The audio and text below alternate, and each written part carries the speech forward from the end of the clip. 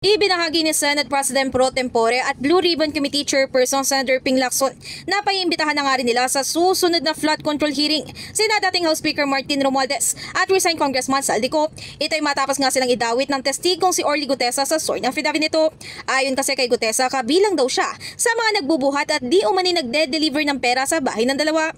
Ayon kay Lacson, magpapadala sila ng invitation letter sa address nito habang ang imbitasyon naman para kay Romualdez ay kanilang ipapadaan kay House Speaker Faustino D. III bilang pagkilala nga sa interparliamentary courtesy. Samantala kung hindi raw ito makakarating ay nakahanda naman si Senador Ronald Bato de la Rosa na magmosyon na ipasite in contempt ito. Kaya nga i-contempt mo dahil hindi magpakita. But if it's not in the country, sir, how easy would that be?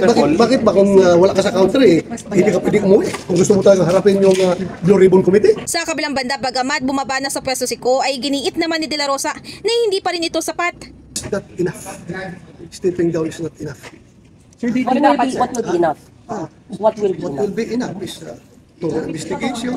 If it warrants prosecution, and if it warrants conviction. That's what the people are looking for. Hindi sapat na bumaba lang siya sa posisyon niya. No, bakit sapat na? Kung kinakailangan talagang malagot. Sa ngayon nga, wala pang nababanggit na bagong schedule si Lacson para sa pagpapatuloy ng kanyang flood control hearing.